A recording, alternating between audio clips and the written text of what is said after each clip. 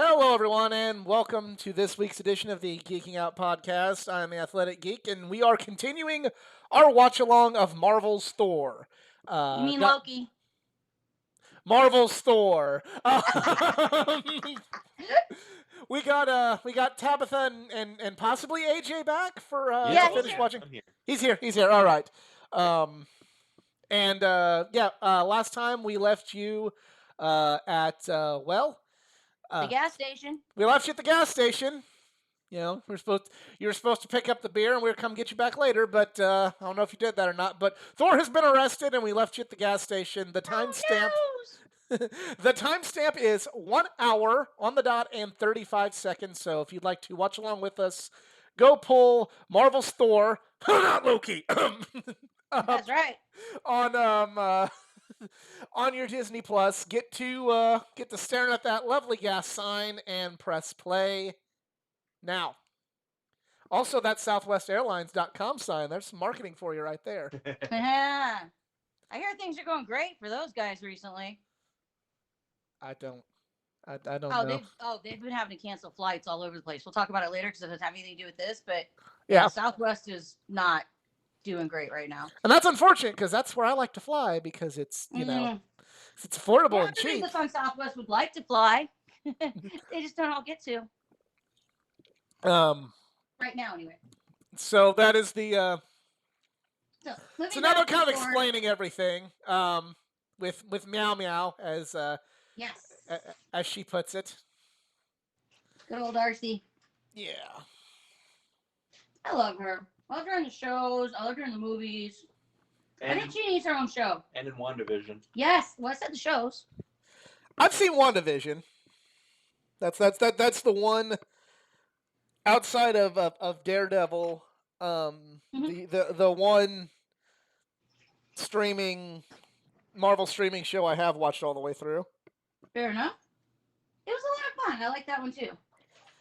It was okay for me. This is just me speaking for myself. You know, it was okay. For me, like I absolutely hated the Bewitched version because my whole entire life, all I ever get is, "Oh, Tabitha, can you wiggle your nose?" I'm like, "Can we please stop showing Nick at Night reruns so that I can get over this?" I'm 43 years old and I still hear it like twice a week. Well, with my real name that gets broken every other week, but I still try and keep a little bit of a secret identity on here. Yeah. I either get called I either get a Three Dog Night song reference to me, or I get called a former New York Giants quarterback. There you go. So Works for me. So I used to have a Rhiannon, and her mom got really confused when I asked her whether she was a fan of the poem or Fleetwood Mac, and she's like, "What are you talking about?" I'm like, "Rhiannon by Fleetwood Mac." So here's the scene. I'll let you take the lead on this scene because this is a big Loki scene for you. Yeah, it is. I'll let the person that likes Loki take the lead on the Loki scene. Well, again, like we were talking about when we left last week, this is where Thor is realizing. Now, Loki, of course, is pulling his chain because he's Loki and that's what he does. But this is where Thor is realizing that he is in the wrong, whereas he's always thought that he was in the right. He always thought he was the golden boy. Remember the scene he has arms up, "Yay, I'm Thor, I'm awesome." And Loki's standing there like, "Yeah, no, you're not." And, this is where he's realizing it's like he's got to get his shit together or he's never going to get to go home.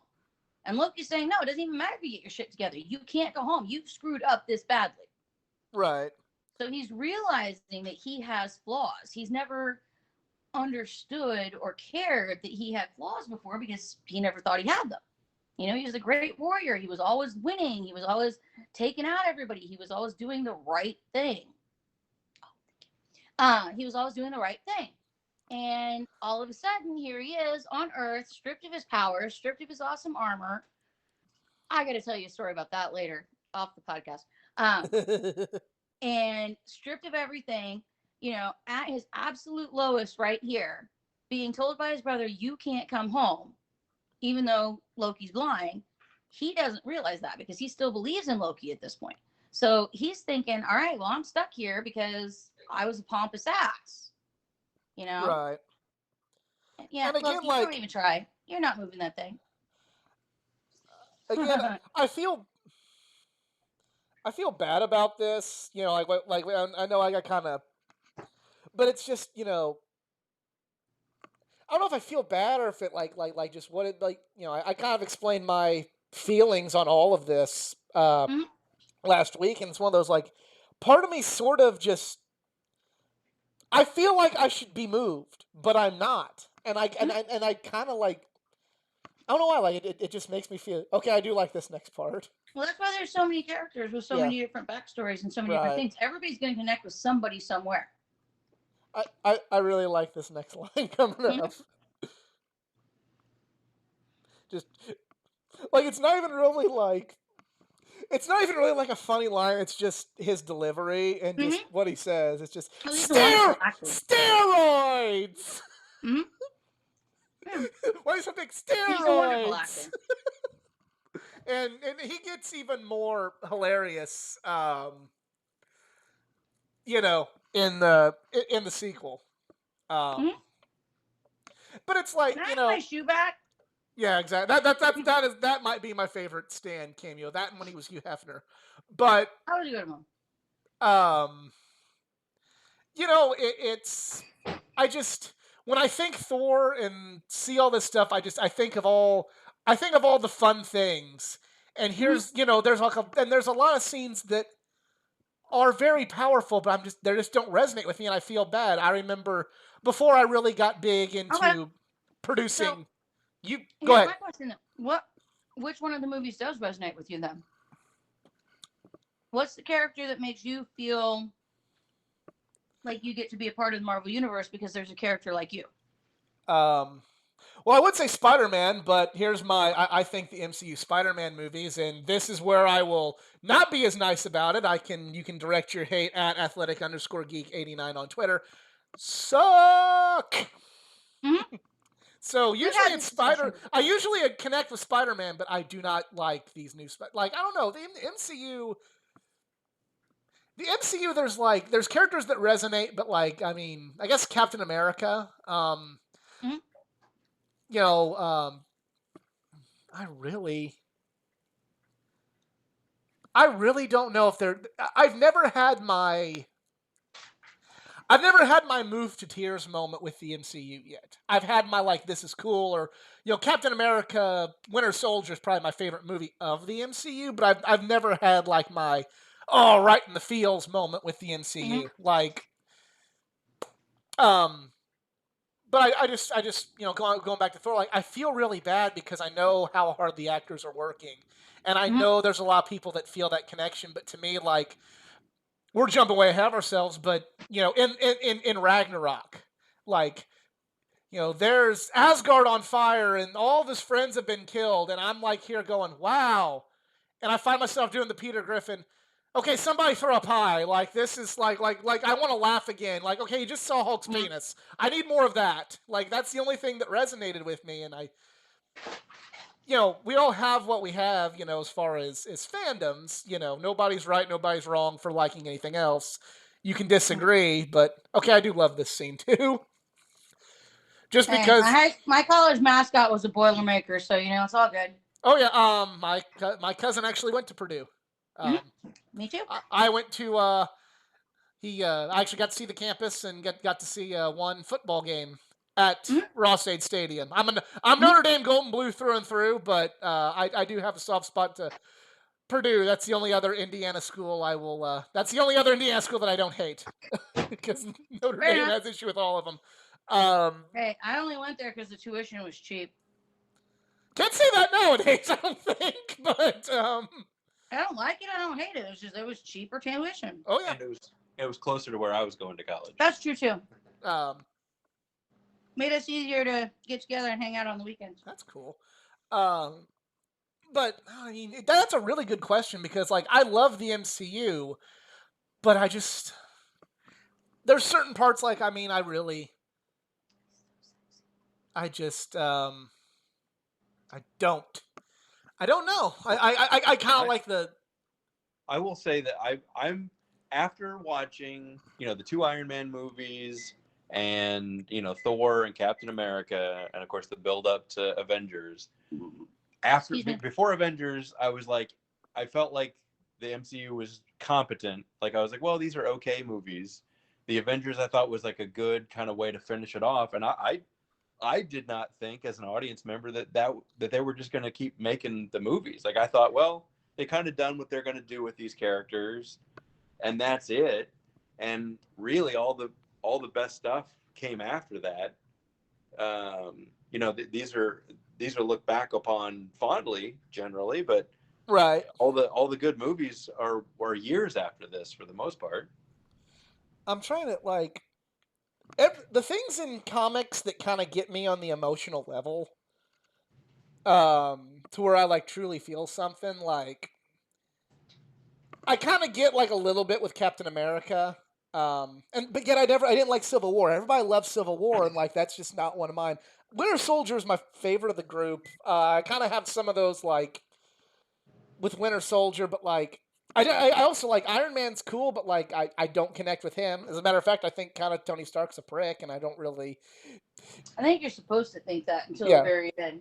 But see, like he was so much of a prick. Like I never, like even when he died, I'm just kind of like, again, it's like everybody around me is crying. I'm just like, that's sad. Okie dokie. Okay. The very end with Cap. That one finally got me something. That one got me there. Yes. With old man Captain America going back and having his dance. That one got me. As far as everything else in comic books, like I like this scene too. This is a good scene. Thor being the responsible one having to carry his drunk friend home. Very much. Somebody drank. He made his ancestors proud. Oh, this was like all my friends that I went to the movie with. This was they carried me. The year before, they carried me home and did the exact same thing to me on my 21st birthday. So, but like, I don't know. There's something like I don't see myself as this character at all. But like, there's something about the first Christopher Reeve Superman that just kind of makes me. It's heartwarming. I like that.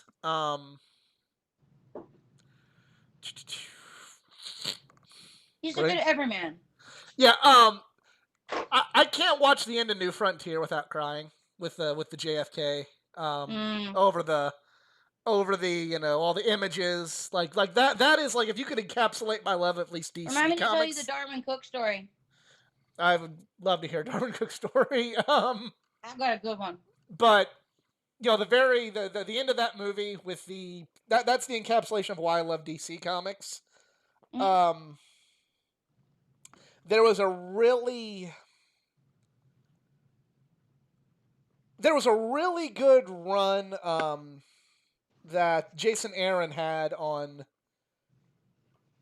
one of the many X-Men titles out there when they brought Nightcrawler back to life, and it was everybody was reminiscing about why they love Nightcrawler, and that one got to me because everybody had a good story, and at the time, at the job I was working at, there was one of our coworkers. He had a brain tumor, and he passed away, and I'm sorry. The way thank you the way everybody would talk about him was the way everybody would talk about Kurt. Because there's a lot of different people with a lot of different personalities and beliefs and outlooks on life at that job, and and we didn't always jive with one another. But the one thing we could all agree on was how much we liked him. Like everybody got along with him. Just like how in the X-Men, there's a lot of people with a lot of different personalities, but everybody got along with Kurt, and nobody had anything bad to say about Kurt.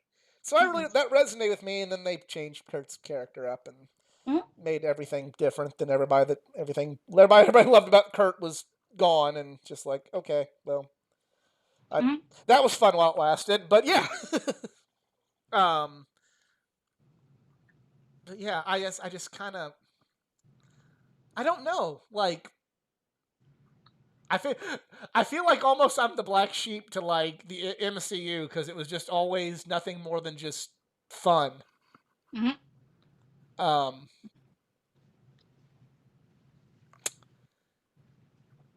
and definitely it was a big moment when in Guardians 2. That one. Mhm. Yeah. But yeah, I we're still can't watch Guardians Part 2 without crying, so yeah. there's that. I don't know if I didn't cry, but I definitely Well, you de- don't have daddy issues.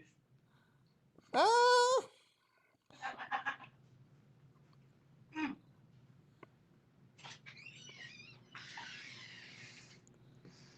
but yeah, I don't know, I guess just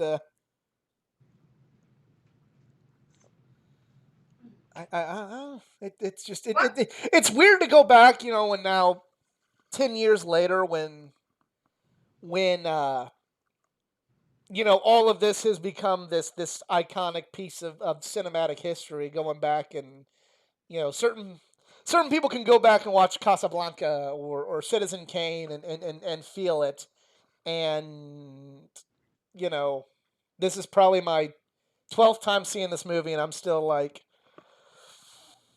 Yeah, I don't mm. think it's probably not fair to compare the quality of this movie to Casablanca. But you get It's what I'm saying, like, people go back and they're still moved by it, like, and every time I watch this movie I want to be moved. I want to, but I can't do it. You just can't get there. Yeah. Um.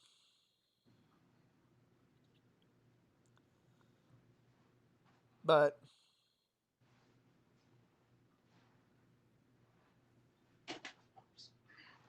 But see, I think that's part of the reason why they had so many years with so many different characters. It's like, I have a good friend of mine who, she would watch the Marvel movies and she would like them. But it wasn't until the Dora Milaje showed up in Black Panther. And that was what? The last movie before they did Infinity Wars? right. Infinity War and Endgame? I'll tell you. She had to wait until the very end of the MCU to find that character that made her say, "Yes, I'm a part of this universe." But that was kind of the whole point. Was Stan was he wanted to do all these different characters from all these different walks of life, so I that do. everybody who was reading his comics would have somebody. I do like this scene because it really shows how Thor's like, well, might as well make the best of life with my new friends. Right. This part here is like him. He's like resigned to his fate, and he's like, okay, might as well be happy about it. Yeah. These are good people. They took care of me. Let's roll with this. So I do like that scene. but importantly, he's becoming a better person. Right. Yes. That's the He's important put part. aside all of that warrior complex that he had, where he had to be, the most important thing in the universe and powerful and win every fight. Like that's all gone now, and so he can finally grow as a person. Exactly. I will say the one time I really did connect with Thor was when he became overweight in Endgame. Yes, one And that side, Lebowski. yeah, and that's just because I know what it's like to end up like how Thor did. But what's funny is it's like kind of like I connect with Thor there, and that's where like I really empathize with Thor's story, and that's like the one part of Thor where like if I could if I could go with everybody I know that likes comic books, that's where they were like outraged about that movie. How dare they do that to Thor? Well, I mean, I think it shows how the movies have grown, that there's actual consequence, to what happens, in the storytelling, and it's like and even they even did that for as much as people hate Iron Man 3. They looked into Tony Stark experiencing PTSD. It's like there are consequences They to even touched on his alcoholism. Yeah. yeah. That, They that, did that, it with Hawkeye to a degree as well. That he, Yes, they did. wanted to get out and be with his family, and it's like you can't do this forever. But yeah, it's like I love. So I said before, I love Rocket. There's that scene where Rocket's talking to Thor Mm-hmm. on the ship and getting Thor to realize that you can't win every fight, and he's literally lost everything he's got. His entire world, his entire family is gone at that point. And he's like, well, he's never fought me. He's like, yeah, he has. He's like, well, he's never fought me twice. It's like he realizes the absurdity of that statement. It's like you can't just win because you're Thor. You can't just win because you're on the Avengers. And ultimately, he loses, and it's like he just can't deal with it. Like it just completely descends. 5 years of constant spiral for that character because he can't deal with defeat, which shows even after all the events of this movie and the stuff that follows, he still has to grow. Mhm. He still has to get to that point where he can accept defeat. And after 10 years and all the fights and all the friends he's made and everything, he still hasn't gotten to that point where he sees that that's a possibility. yeah, I mean, I've connected on, letting stuff get to you and letting yourself go. And that's why it's like for the first time I ever saw myself through Thor, I just think it's funny. And this is a sidebar on some of my the people I used to watch these movies with. There was one they always gave me a bunch of shit about liking Superman, and like they were very much like, "Oh my god, like you are so passe. That is such a terrible one-dimensional character, I like Thor cuz he's so layered." And that's true. But then like when this scene happens, they were like, "Oh my god, I hate what they've done to Thor." I'm like, "Why? By making him more layered?" And then eventually they had to admit, like, "I just want to see him shirtless and hot." And I'm like, "Okay, get off my ass about Superman now because you're just you were just as capable of wanting to see something very, very by the numbers of wanting to see hot Thor, and you didn't get your hot Thor, so you're mad." Right. I remember seeing this in the theater, and the one scene where Chris Hemsworth's got his shirt off. There was an audible there was an audible sigh from the men in the audience because they were like, "Come on, what are you doing? Like, I can't live up to that." Right. Yeah, and I've even tried. I've done Chris Hemsworth's workout, and like I've done it exactly right, and still can't get there. I mean, most of the guys that have that. I mean, look at Gerard Butler, look at Brendan Fraser, look at all these guys who are so hot and so ripped and so cut. Uh, Diego Boneta, these guys were ripped, gorgeously ripped. They can't maintain that. It's not. And I'm gonna Most men, well, it's and not I'm an attainable goal. Same as for us women, having the perfect body, the 36, 24, 36. We can't do that. well, I'm also gonna point this out. Um, I'm gonna quote. I'm gonna do a quote from earlier when it comes to all the male actors at least steroids Yep. because I don't know what it would be for us women, but it's completely unattainable for us as well. There's a reason why. There's a reason why when artists are using models, they're using these fetish models with fake tits and fake butts. Because they know that the normal everyday woman, 2 kids, a dog, and a husband that shows up on the weekends if she's lucky, that she's not going to be able to have that. She right. can't maintain that. She can't maintain that look. She can't maintain that lifestyle. Um, So what maybe is she what started off is that way this in thing? college, but when she's 40 years old, she can't do that.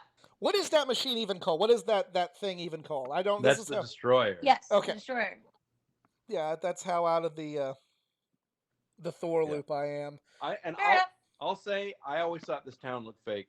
I know in the commentary on the movie they're like, "Oh, this town looks so real." And at first, when it popped up on the screen, I was like, "Well, they're obviously going to destroy this fake-looking town." Oh yeah, it's a total set. Actually, the best shape I was ever in my life, as far as like waistline, was either around Wizard World 2014 or in Indianapolis, where like I actually like Mhm. really went above and beyond the Call of Duty to try and like be svelte for Nightwing and svelte for Yeah. Wolverine. But I heard Wizard World's throwing in the towel though. I mean, I'm not too terribly heartbroken to hear that. I'm not a big Neither was I. I'm not a 'Cause big from fan what of the I heard, company. it was not as great as it could have been, or as great as it was Um, for. my Wizard World, and I've told this story a bunch, either on streams or whatever. So if, you know, just if you've heard this story before, close your ears and just enjoy enjoy the movie. But my I was done with Wizard World. Me and my ex went to Wizard World Chicago in 2015, Is this the and ex that I met? yes, Okay, um, got it. Moving on. we went there, and we went there with pretty much with the intention of meeting Stephen Amell, and we bought um, the professional photo op so we could do that. And I understand in professional photo ops that you don't have a lot of time. I respect that. I understand I'm not going to be able to tell Stephen Amell, like, oh, hey, this show did so much for me and blah, blah, blah, blah, blah, blah, blah. You know, here's my life story. I know I have enough time for a picture and maybe a quick, hi, how you doing handshake. Right. Or a goodbye handshake. That's all I asked for. That would have taken altogether 10 seconds. You're a herd of cattle at those things. Nobody cares. And exactly, because they went out there and they made this announcement, and this was Wizard World. Again, for the record, Stephen Amell did not do this. No, of course not. Pretty much said, you know, there will be no talking, there will be no handshakes, there'll be no hugs. Get your picture and get out. There's 300 people here, and you know, Stephen Amell was trying to be accommodating, but the I staff can was imagine, because I've heard good things about him. the staff was not allowing that to happen. And the day before, me and a friend of mine actually at the same convention met The Undertaker, who had as big of a line as Stephen Amell, and we at least got the standard, hey, how you doing? Thanks for coming handshake before we Right. were sent on our way. And it's just like, and then the other thing, at the same convention, mind you, so that already that was what soured me on Wizard World. Right before that, I was talking to a Wizard World person that was working there, and I asked, you know, because this was before I met George and stuff like that. Like, hey, have you thought about bringing any more comic book people into Wizard World? You know, because I was wanting to meet George and No, Jeff because they don't make Jeff the money, they don't make Johns the and money that the fans do, or the fan favorites do. yeah, Brian Michael Bendis. I wanted them to be brought in, and okay, they didn't tell me that. Their word was, the comic book fan is not an audience we care to market towards. Sounds about right. So I just went, okay. Like I pretty much just got told, yeah, you don't matter. What you like doesn't matter, you know. And I mean, I guess from a marketing perspective, I get it. But like when you actually hear it to your face, like, no, that you don't matter. There's easier, nicer ways to present it to people. Yeah. So I was over it, and I said I will never go back to another Wizard World convention unless they book one of these names. Like I'll. So I went to eventually for Wizard World St. Louis. They were bringing in Kevin Conroy and Lauren Lester, the voice of Batman and Robin from the animated series, and that was really cool. That was really well done. I liked that scene. Like this is a good scene, and I'm not even like a big I'm not even a big Thor fan, but like this was one of my fuck yeah, this is cool sort of moments. So moment. yeah, this is when everything all comes together, and you realize that he's learned the lesson. Yes. That he was well, plus he was going to face off against the Destroyer to protect his family. Right. So he didn't care if he died. He didn't care about winning. He was just standing up for what was right to protect his family, to protect his friends. Both of his families, that's what you made know. him worthy. Yeah, his Earth family and his Asgardian family, except for, you know, his mom and dad and brother. But when they booked Lauren Lester and Kevin Conroy, I'm like, okay, I'll go because wanting to meet them superseded any sort of, you know, fake moral sort of whatever I'd built up in my head to boycott their conventions.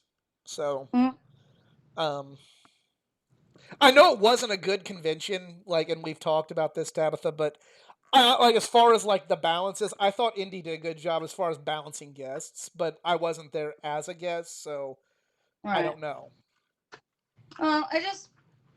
I've only ever been to one Wizard World altogether, just because I went to it and I was like, for what I go for, other conventions do a little bit better. I feel like Wizard World tends to focus on media guests, and I'm more there for comic guests. So I tend to go for the shows that do more comic guests. Right. But everything is kind of focusing more and more and more on media guests. So I've actually, notwithstanding COVID, forget COVID. Right. Prior to COVID, I was doing what, 6, 7 cons a year, Right. easy. I was down to like 2 because, like I said, they focus now more on the media, and I've met everybody in the media guests that I would ever want to meet, with the exception of Hiddleston. Only one I haven't I've met yet been that I really very, want to very meet blessed is and lucky to meet most of these people. Mark So it's Hamill. like, Yeah. And yeah, that's never going to happen, so. right. But it's like, I would rather focus on the comic guests because that's where my interest lies. I guess. But that's not where the money is. Oh, no. Yeah. And I trust me, I get everything about that. I know when we first started going to cons, you know, the same person that I did the Lou Ferrigno picture with Uh-huh. way back in 2013, when they announced the next St. Louis convention, I remember looking at the guest lineup and being all like, I don't know about wanting to go to this, because it was at the time it was a weak guest lineup, and then it bulked up significantly. Right. And she was all like, you know, well, why don't you go there and try and make new friends and wear a good costume? And I'm like, no, you don't understand. Like, I am a comic fan, and the people that go to the, and I'm not knocking this, but like, I am about comic books and superheroes and all these things. There are people there at those conventions that are like that, but there's also like a lot of the other big fandoms that are represented there, and this isn't me saying it shouldn't be represented. Don't get me wrong. Go to Dragon Con and watch the parade one time. You want to see fandoms getting represented? Go to Dragon Con and watch the parade. But you know, they're not my fandoms. I don't care about Harry Potter. Sorry, I'm not going to do care. I don't like Doctor Who. I don't like you know, Game of Thrones that much. You know, those aren't my fandoms, and those are the big ones, and that's great that they're represented there. But like, me wanting to cosplay as Hal Jordan, or you know, Connor L. Go to Heroes Con. Yeah, South Carolina Heroes Con. You'll fit right in. Those are I'm gonna get like a bunch of secondary looks. I remember one time, the same convention where I said like fuck Wizard World, I was cosplaying as John Constantine, and so many people are like, "Oh, we love your costume, Doctor," and I'm like, no.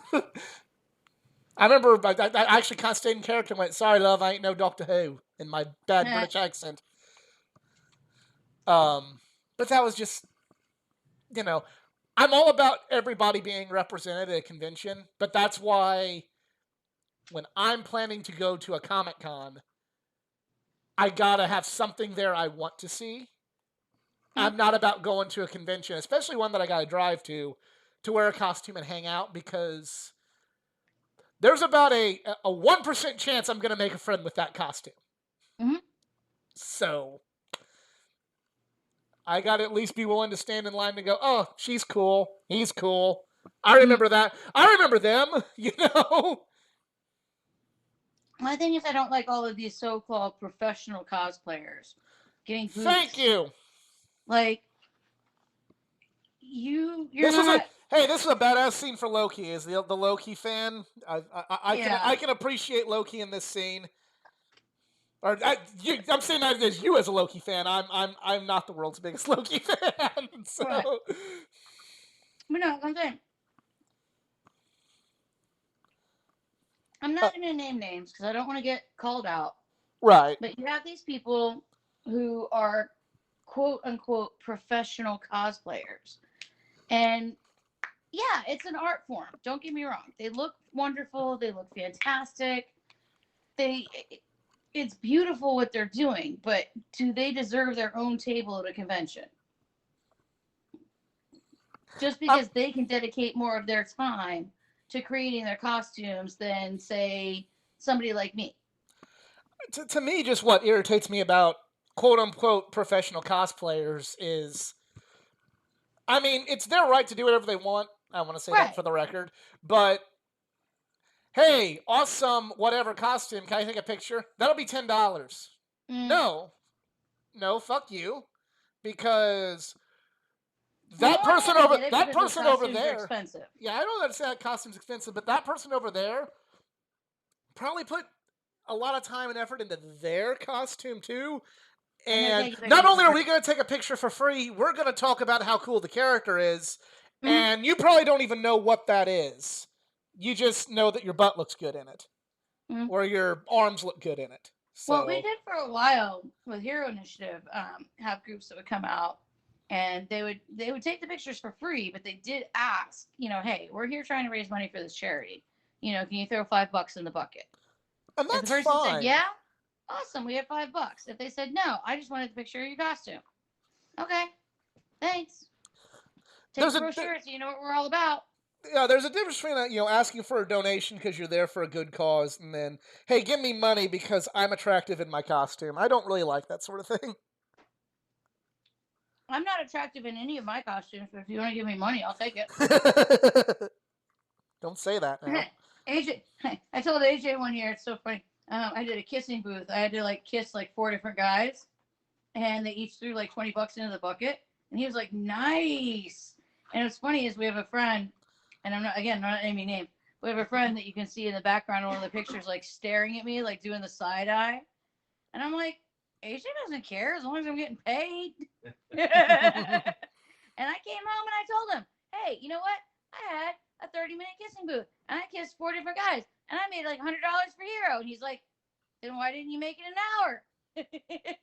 He didn't care. He knows I'm coming home to him, It's just something fun and silly and in the moment, and didn't mean anything. But it was funny. It was cute. I have that one picture with that guy all offended, and I keep it, and it makes me laugh. Yay, look at all the use of wires and such. This is early on in the MCU before they'd really figured out how to completely CGI out all the wires and make it look real. Right. So it's you can totally tell that all of these guys are on wires, and you can see by the way that their capes move, the way that their hair moves, the way that their bodies move. Yeah. It's not natural at all. See, this is natural. He's getting hanging off something. But as they got into it, you could. That's the other good thing about the MCU lasting as long as it did, is you got to see the technology move up from this ridiculousness, where you can totally tell that everything's on wires, to what they ended up at the end, where it's you're watching WandaVision, and the wire work is better than this, and this was a feature film. Because they've come so far in the 10 years of the MCU that they've been able to move that technology and make it become so much better. So that was one of the cool things that I liked about how long that this all lasted, was that you got to see everything get better and better and better. I liked that part of it. Yeah. So, is it wrong for me to be kind of over the MCU at this point?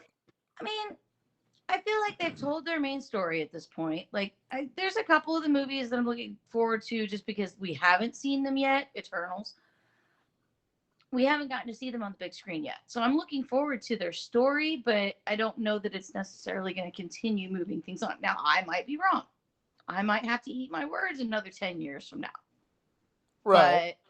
But, I mean, I'm looking forward. I guess I should say I'm looking forward to seeing them on the big screen, but they don't necessarily seem to be a part of the main story that they were trying to tell. Right. Well, I remember seeing all the articles about hey, have superheroes had their day? Is the hype over? And all these news stories come out, and literally the next movies that come out are Thor Ragnarok, Black Panther, and Infinity War. And it's like, apparently not, because Mm-hmm. Right. those are like some of the best movies in the entire MCU, and Yes. they're just now happening. So I think, that they've taken a lot of I'll call them safe risks. There's only so much risk you want to take when you're betting, billions of dollars. Exactly. Right. But they have brought in a lot of talent who have not had a lot of experience, I will say, who are not just big established names in the industry, to kind of give their own take. I mean, it's, and I don't know specifics exactly, but it's like you look at some of the money that they're handing relatively new directors and letting them have their voice, and more, I think we're going to see a lot more women and people of color in the director's chair, certainly in casting. I think we're going to start seeing, less homogeneity when it comes to these stories, and I think that's just going to make them more interesting. Mm-hmm. Right. That's well, and then you got, characters like Black Panther that, Chadwick was a driving force behind that character. He helped shape that universe. Like, he was the one that said, I want him to have an accent that is distinctly his own, to show Right. that he has grown up in an area that hasn't been affected by colonization yet. And there were so many different little things that he wanted to add into not only his character, but the characters around him, to make it seem more Authentic. correct. Yeah, authentic. Thank you. That's what I was saying, correct, but that wasn't the word I was looking for. Thank you. But yeah, more authentic. And it worked. You lose yourself in the world of Black Panther because there's all these little tweaks that not everybody would have thought of to put in there, or not everybody would have allowed to put in there. But he was given the chance to do it. He was allowed to put it in there. He did put it in there. It changed the entire course of the movie. Here's a question I pose to you, both of you. Do you feel that, at least from the fandom at large, there are certain movies in the MCU that get maybe? Do you think the fact they're in the MCU make them better than what they are? And then, I know all this is subjective, so it's just why I'm kind of asking the question. I think even fans of the MCU will be just flat out tell you, like, hey, I didn't like Thor: The Dark World. Mm-hmm. I didn't like Iron Man 2. Like, there's a bunch of movies that they're just like, they could have done better. They're filler. Yeah. See, I guess I'm in a different section of the fandom, because like everybody, like most people I know, if it flashes Marvel, amazing. Like even like if it says Marvel before the movie, it's at least a 7 out of 10. And Yeah. No. and if it flashes DC before the movie, it's at best a flop. It's at best a failure, and you're stupid for liking it. I think people. So I think people, the people I encounter, take them as they are. They need to stand on their own. I think, again, bringing Black Panther up as an example is like, you could have zero interest in comic book movies at all and still find plenty of touchstones in that movie that you would connect with. Right. And when it comes to DC stuff, honestly, I think everybody wants the DC movies to be good. Mm-hmm. Because we grew up with Christopher Reeve, Mm-hmm. Superman. We grew up with Michael Keaton Batman, and then the Nolan verse, Linda Carter Wonder Woman. Yeah, it's like we had really good stories around these characters, and it just seems like they cannot figure out how to recapture that. Even the second Wonder Woman movie. Oh. Like, they did such a fantastic job with the first Wonder Woman movie, and then they dropped the ball with the second one. It's like, I think I can tell you a story about that too. I don't think people necessarily see DC and go, well, DC's crap and Marvel's great. They go, they want DC movies to be just as good as Marvel movies. And when Wonder Woman came out, people were like, yes, you guys finally figured it out. You got your stuff together. Here's this movie. And turns out they really didn't learn anything. See, here's my, and I guess this is just my personal take. I'm not going to say that Batman vs Superman was a great movie, but I also think it gets kind of that movie had everything working against it, and it kind of had like something. When I went to the premiere of that movie, there was a line of people in Avengers shirts sitting in front of me with their arms folded, and before the movie even began, they said, "I can't wait to roast this shit when we get home." And it's just like, you know, No, Batman versus Superman had fundamental problems, and a lot of it came from them just not understanding the characters, not giving them the depth that they deserved. My name was Martha too. but I'm gonna say Yeah, this. I'm gonna say this. I think that that Ben Affleck is the best on-screen Batman, and y'all can come fight me. no, Ben Affleck did fine. The problem is the writing and the direction weren't there. Mhm. Yeah. So that's one of the biggest shames in the world when you see an actor given a great performance and they're in a terrible movie. And some actors are better at picking the scripts. Affleck is not one of those actors. He's been in a lot of terrible movies. We've sidebar and missed the whole Geeking. ending of it. Yep. I do like how JMS wrote this story. I'm a big JMS fan.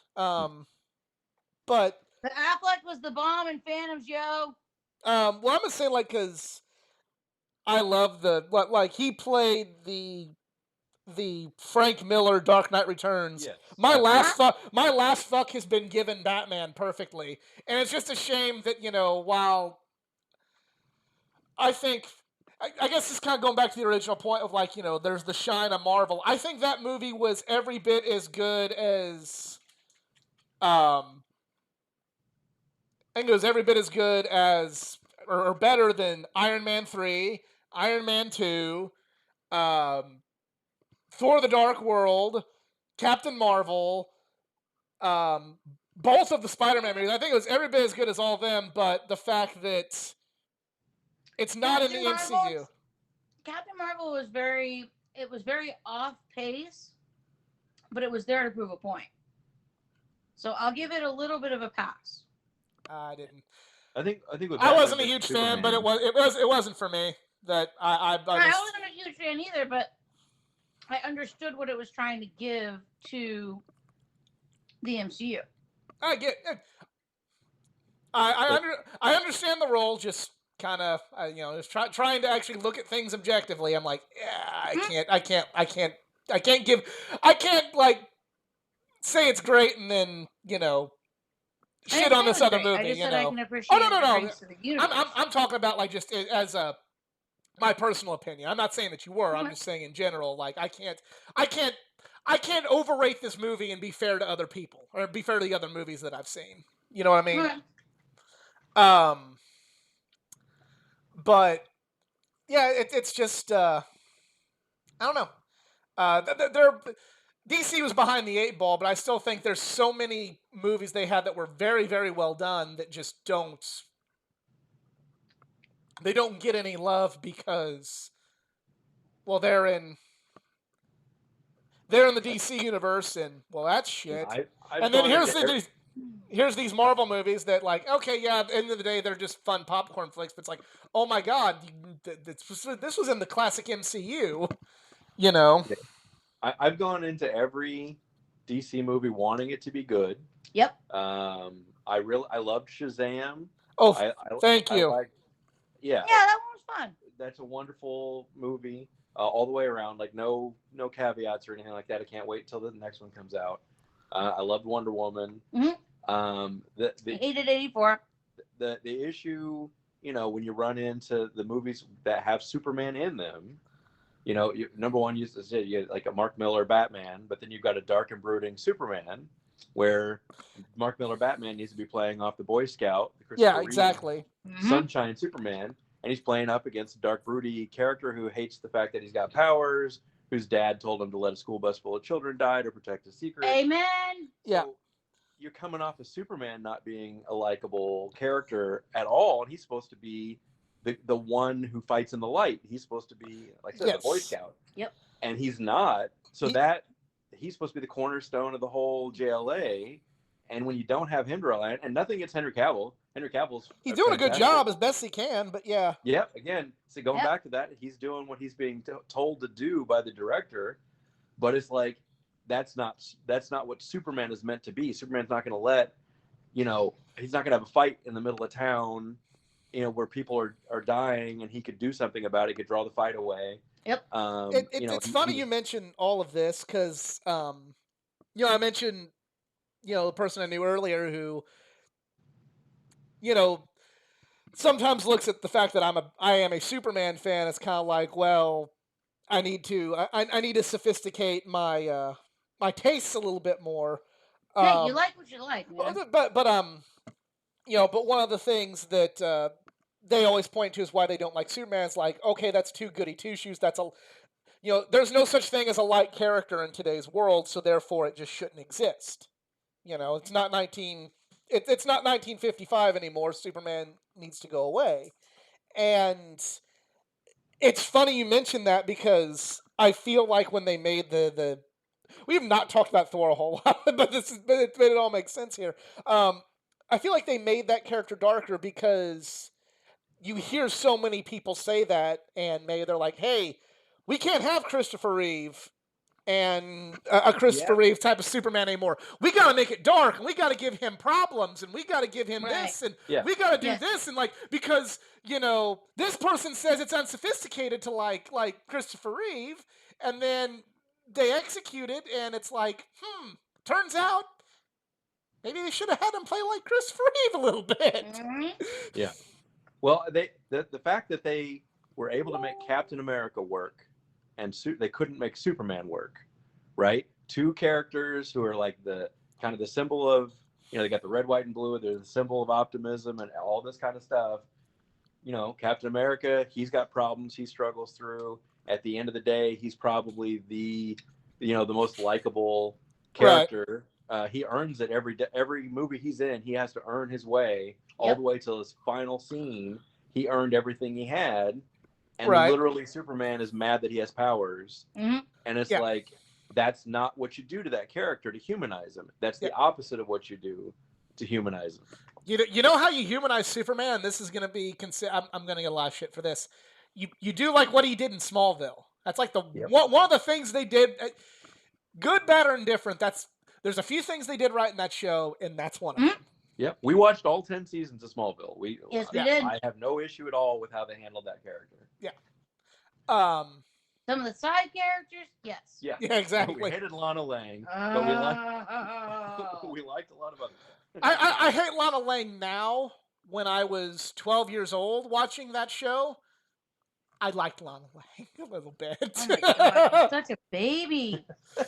I like We'd already been married like 10 years when that movie came out, or that show came out. Oh my gosh. I didn't realize I was so much older than you.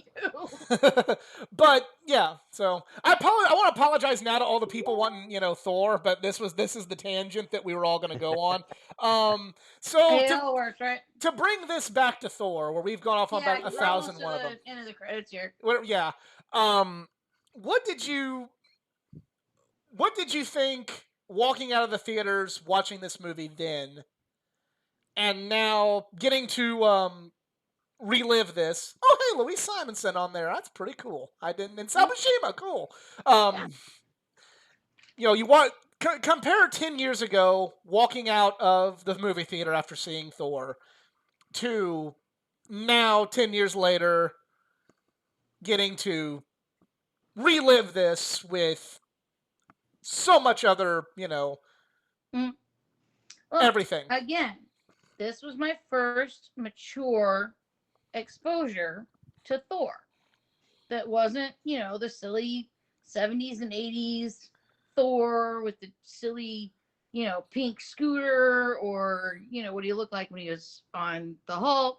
So this was really me understanding who Thor was as, I don't want to say a serious character, but, as an actual contender for the Avengers.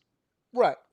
So I walked out of it going, hey, yeah, this guy's, gonna help out. He's gonna be an important part of the Avengers, and I can't wait to see how his story plays out. And of course, hoping that Loki would be important later on, but not really, because he's the villain of this show. I didn't think that he was going to be a part of it anymore. Of course, I was thrilled when he was, but thinking, I would love to see this character again, Loki. But, at least now I know that Thor is going to be an important valued part of the Avengers because he's going to bring something to the team. And then this happened, and I'm like, okay, maybe, and then off we go. Right. But yeah, it was just this was honestly my first exposure to the character in a way that made him make sense as part of the team. Okay, that's fair. AJ, what about you? I came out pretty much just feeling like it was a competent superhero movie. It was okay. If they never made another one again, I wouldn't have cared. I was excited for the setup for the Avengers, Right. but beyond that, like I was like, if they didn't do anything else, I was okay. And I actually kind of thought of it like seeing the X-Men movies for the first time. The first X-Men movie, after that movie was over, I was like, oh my god, I cannot wait to see what else they do with these characters. I really found a lot of stuff that I liked about that first movie that I wanted to see where they went. Where this one was like, yeah, it was well executed. Like it wasn't Right. a bad movie, but I did not feel like I cared enough to see where the story went. Of course, then I watched Thor 2 and I was like, man, I guess I just don't really care where the story goes. Right. And, my mind has changed since then. But yeah, coming out of the theater, I didn't really care all that much about the next chapter in the story. And actually, we were helping out with a local comic shop doing a preview showing of The Lost World. And we were so excited and so excited and so excited. And I dressed up and everybody dressed up. And we went to the theater and we had the reserved seats and everything was like all special. And we walked out going, okay, yeah, whatever. We were kind of embarrassed. I think for me, it just that I have to say, in my personal opinion, besides was it second or the third Iron Man that I really hated? I don't know, probably both. Yeah, I didn't like either one of those, and Ultron fell short for me. Like it didn't do it for me the way it should have. But yeah, Dark World was such a disappointment. Like they could have done, especially with Christopher Eccleston. Like I love him so much, and he just fell flat. The whole movie fell flat. I think walking out of the theater, like he could have done so much better. Walking out of the theater 10 years ago, I remember thinking like, wow, I had a great time. Like that was the first thing. Like I remember this was I made my Facebook status I need one of those large enough to ride. Like I was quoting the fun parts of the movie. Right. And like I said, I was a little bit more at 10 years ago interested in seeing like, okay, well, what is Thor like in the comic books? What is And then when I found out that he's not a comedy character, I'm kind of like, I'm just not. And then I've walked out of every Thor movie going, that was cool. Like I've never felt ripped off walking out of a Thor movie, but at the same time, I never walked out of there thinking I've seen anything worth, putting on any sort of pedestal. Kind of again, I think Batman versus Superman was every bit as good as most of the Thor movies. At least in terms of like just trying to as far as okay, it's a mid to good little movie, and it has flaws, and it has some good things, it has some bad things. It's here you go, but again, I guess just the people I've talked to about movies in my area or at conventions I've gone to, differ enough to where only thing I've ever hear about any of the Thor movies is it's great because Loki's cool and Thor's cool and this, that, and the other. And even when it's not like quality-wise very good, it's like, well, you should just smile at it. It's a good movie. It's like, okay, that's fine, but again, back to my original point. Does any other MCU movie, or does any movie outside the MCU get that just smile, it's fun? I don't think so. There's lots of good popcorn, like Pacific Rim. You go, whatever. Who cares? But true, but like a good popcorn movie. Like to me, the first Suicide Squad was a good popcorn movie. Armageddon. They blow up Bruce Willis. Yeah. Like that was a good Yeah. popcorn movie. Was the first Suicide Squad? And like, hey, there's actually some cool stuff here. And like, as a comic fan, hey, I love that homage. But it wasn't anything to write home about. Whenever I went like, hey, Suicide Squad's a fun movie. Just turn your brain off and watch it. What are you, dumb? That was a shitty movie. The Joker sucked, and Harley Quinn could have been better. And what the fuck did they do to Croc? And I'm like, Well, okay, that's well, that's another movie that the writing and the direction Yep. killed. Yeah. There were tons of people giving fantastic performances in that movie, and the writing and direction just sank the whole thing. Yep. yeah. But I guess let's just look at the difference. Bad writing and direction in MCU, have fun. Bad writing and direction in DC, shit. I don't know. I guess I just kind of. Guess that's just in my corner of the world. I think I think they're both. They're both playing, in the same ballpark, but one ballpark gets a little bit more rose-colored glasses. But I don't know. Well, I think part of it in retrospect, right? You go, well, the MCU has this pedigree now, so Right. it just kind of there's this the halo effect, right? That's in psychology. If that's why celebrity endorsements, coming back to that, that's why they work. You figure the halo effect is if somebody's good at one thing, they must be good at all things, and so people see all these really good Marvel movies, and they just mentally they just kind of dismiss some of that other stuff because they're like, well, it's part of the fabric of this overall better thing, so they give some of that stuff a pass. And then you kind of watch DCU repeatedly fumble with literally the same thing. If you want to see how bad the DC universe has done things, watch The Boys. That's literally Amazon taking the exact archetypes from DC and making it all work. Mm-hmm. That was fantastic. They're basically just saying like, oh yeah, here's these exact characters. They're named something else, but here's what these characters look like in the real world. Yep. And they just make it happen. So yeah, it's like, and wonderfully so. I think DC gets flack because you have the MCU and you have shows like The Boys going, oh yeah, by the way, we're doing it over here. That was the whole quote about DC talking about they didn't want to make the movie about Wonder Woman because they didn't think that the world was ready for a woman superhero.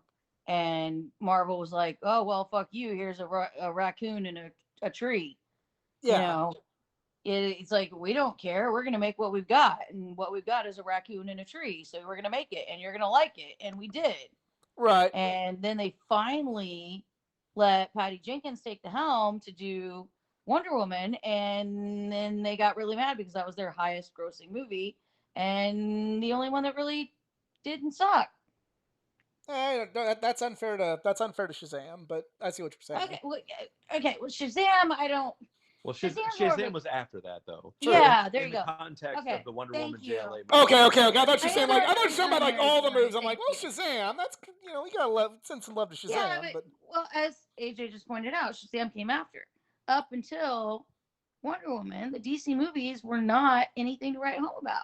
No, whether they had a raccoon in a tree or not. I think it is the rose color. I think there was a lot more. Maybe it's just because I'm old and cynical now.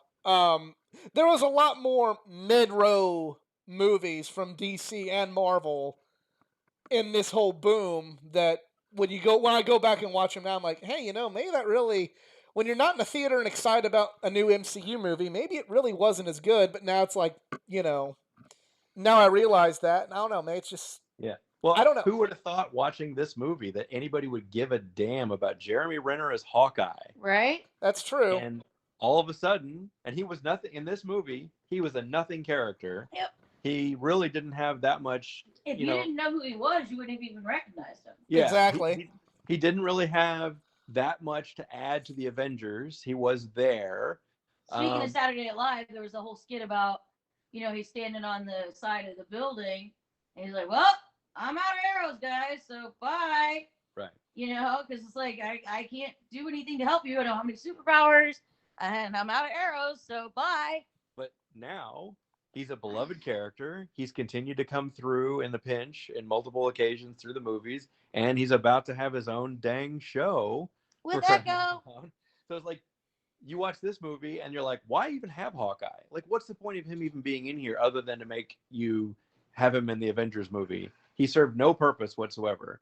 But now, in retrospect, you're like, oh, hey, there's Hawkeye right there. I love that character, even though he doesn't add anything to this movie. Right. Yeah, there was, I guess, like, there's so many things that were done well that made, at least me, not, how do I say this? Made me overlook flaws, and then now it's like, okay, now that all of this to me has reached like a good conclusion, and I'm kind of like,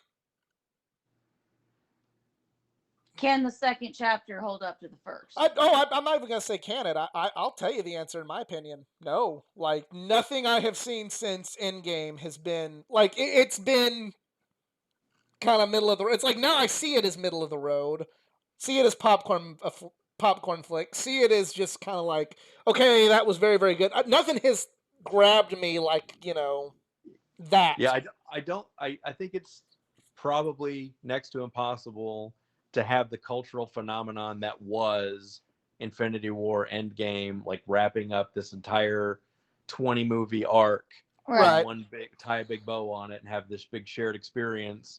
Right. That's going to be next to impossible to recapture. I think a lot of it was good timing, a lot of it was luck. Obviously, there's plenty of talent involved, but there's plenty of talent involved in the bad movies as well. Right. That was a moment in time that we probably aren't going to get again.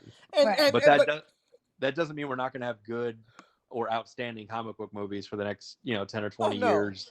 I agree. And there's so much, there's stuff still to look forward to, but it's kind of like seeing the new MCU movies, and I'm not saying that they're awful movies, but like seeing some of them, and now I'm like, okay, that was just okay, and now I'm going back and watching some of the other ones. I'm like, wait a minute, like I walked out Thor: The Dark World like thinking like that was really really fun, and I really liked it a lot. Now like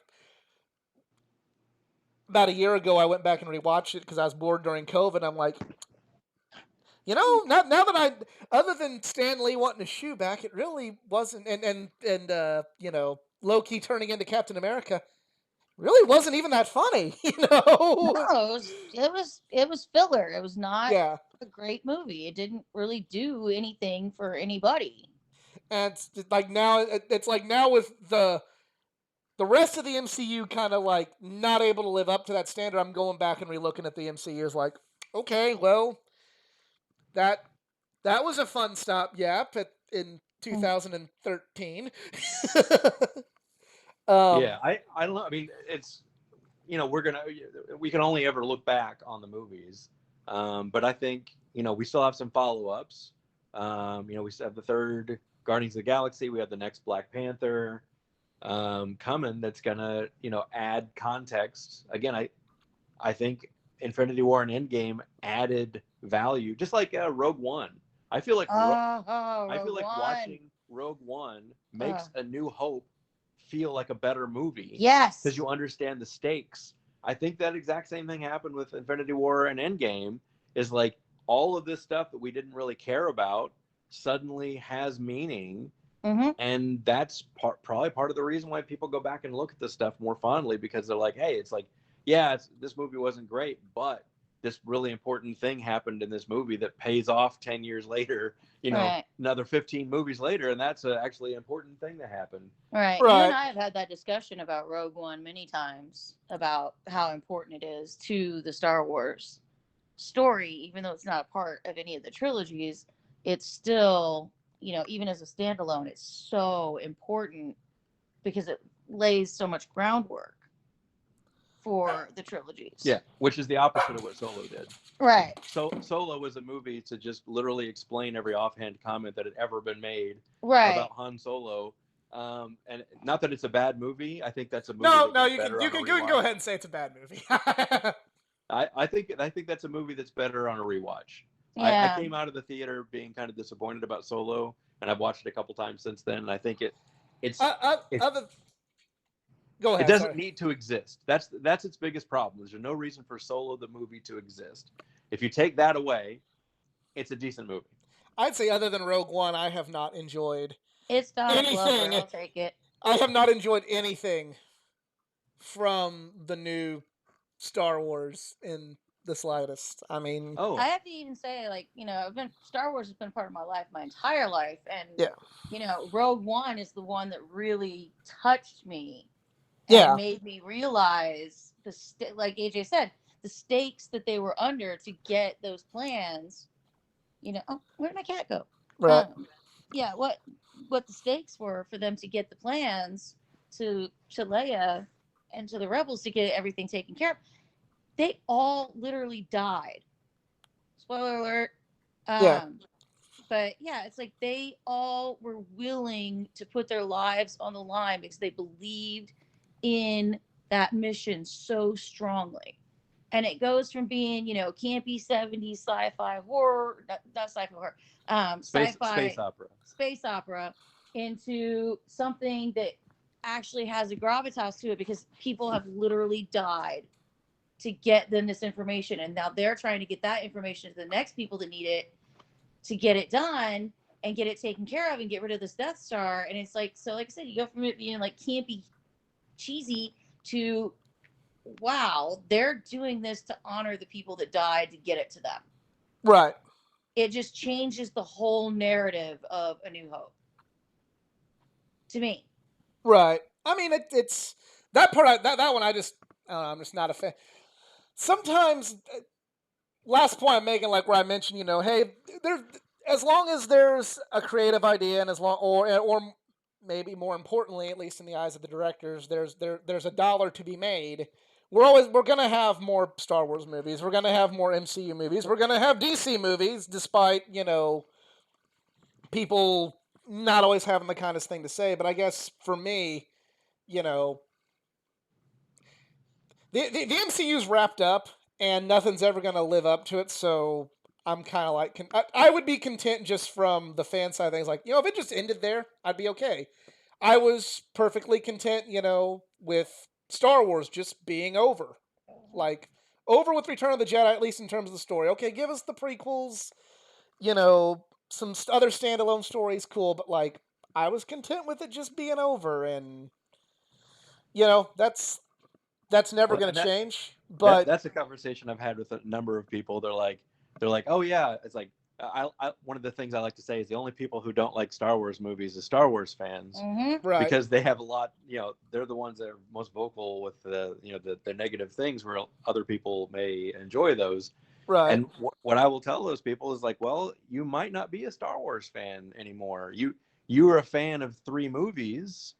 That doesn't mean you're a fan of Star Wars. Now that time has passed, literally decades at this point have gone by, Mm-hmm. and Star Wars has changed. It's like it's some people need to admit it's like I'm not a Star Wars fan.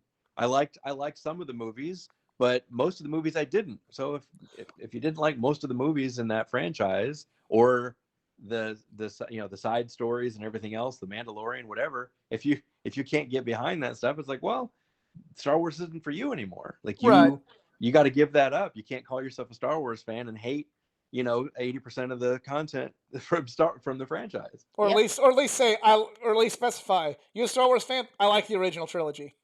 Yep, that's it. But I like the that original like I said, trilogy. I like the Dark Horse books. but The you're not a end. Star Wars fan. If all you like is three movies and you hate the rest of them, you I mean, can't. because look at how much Star Wars content there is out in the universe with the animated series, the Rebels, the trilogy, Right. the prequels, the Yeah, sequels, yeah. the everything. There's It's so there's like much 200 out there. hours of Star Wars, and Oh yeah, if you liked Mandalorian. if you like 6 hours of Star Wars and you hate the other 194 hours, you Yeah, probably are not a Star Wars fan. yeah. You Yeah. just got to let You that part found of your. that one little niche that you liked and you ran with it. But if you're gonna just piss on everything else, then you're probably not a fan Yeah, anymore. you got to let that go now.